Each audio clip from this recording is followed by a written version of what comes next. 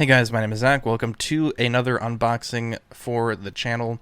Today we're looking at a Canik Mete MC9. My dad had been looking for this firearm for a bit. He was fortunate enough to be able to order one. They're kind of hard to find at the moment. And he has carried this, I think for about a few weeks.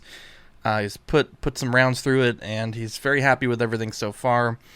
And even though it's been opened obviously before, I really wanted to take a look at it for the channel because I think it is such a premium unboxing experience.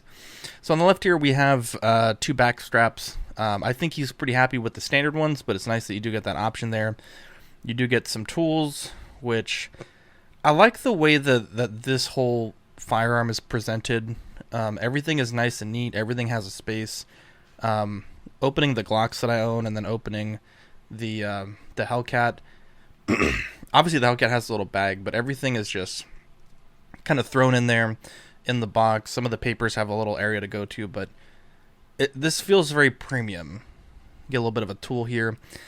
It feels premium, and to be honest, it's just a neat little unboxing experience. And this was the first thing that I was really impressed by, gun packaging wise, in a while. Now in here you do have some of the, I'm trying to figure out how to work it here. I thought they came out of the barrel. But you do have a little storage container for the different screws. I believe these are the screws for if you were to mount an optic, though I'm not 100% sure. I know it is optics cut. You do also get some different bits, so definitely great that they include all that.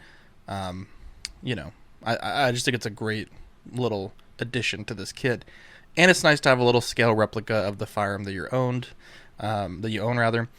And yeah, that to me that's like one of the coolest things I've seen in a while. So let's go ahead and put the I guess you would say the base plate back on there and take a look at it. It's a pretty nice little replica, and I think it's funny that it has a little red tip just to show that it is not a toy, but it is like a little fake thing there.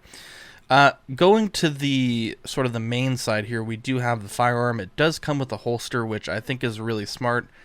A lot of the places that we get our holsters from, like Vetter, they either don't have the firearm or don't have the molds yet for this firearm. So this is a nice way for us to be able to carry this firearm.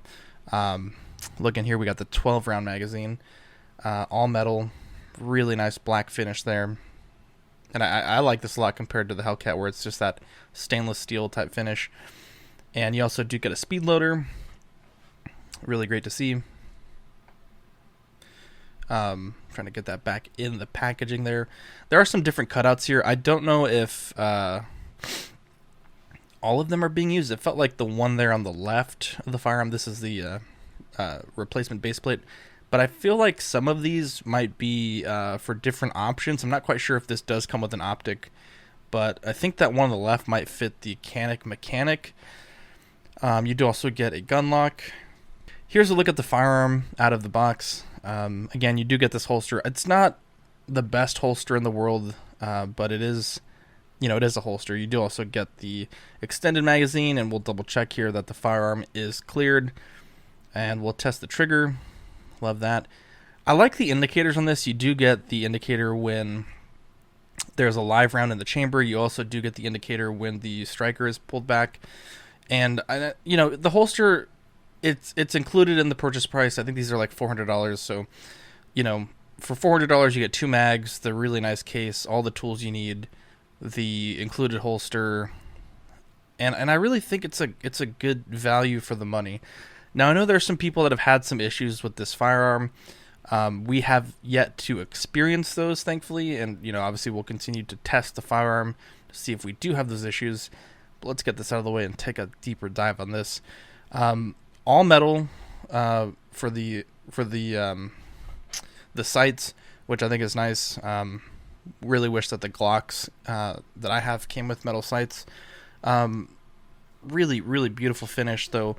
Admittedly, even after just carrying this for a little bit, there are some scratches on it.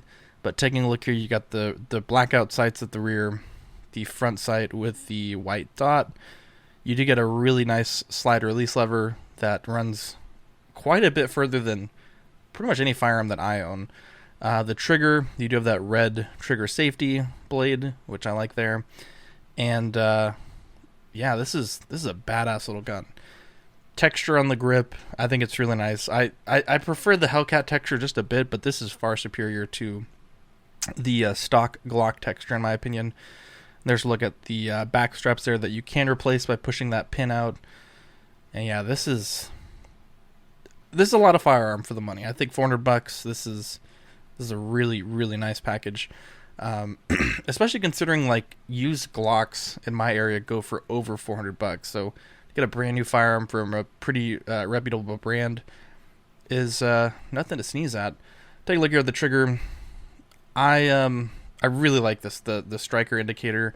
There is also right there at the front. That'll actually pop up when you have a round in the chamber. And I like the safety features on this. I really do. The Springfield has a little window that you can see when there is a round in the chamber, but I think this one goes a step further by having a little mechanism that pops up there. But yeah, this is a neat firearm. The trigger, I'll be honest, I'm not really a trigger snob.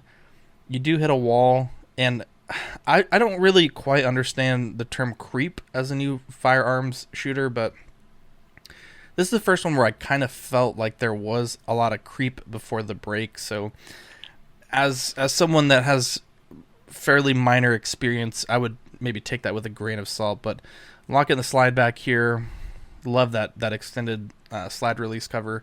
You do also get the rail at the front, which is really nice to have. I know on the Glock you only get that with the 43X MOS, so that does limit the options for the attachments you can put on here. But yeah, overall this is a solid little handgun, and I would say my only gripe is this little awkward cutout here. I don't quite understand what its purpose is, and I've seen a few other Caniks that have this as well, and I know my dad agrees that he kind of finds that that's really the only fault with this firearm. There are some third-party companies that make a attachment that goes on your mags that kind of makes this part whole, and I believe he's looking into those. But yeah, this is such a neat little firearm, and it's certainly on the list for me as likely being the next one that I'm going to pick up. So definitely, if you can get this, I recommend it. I think it's a great little firearm. Hopefully some of the people with the light primer strike issues are able to take care of those. And yeah, thank you guys for watching the unboxing, and have a great rest of your day.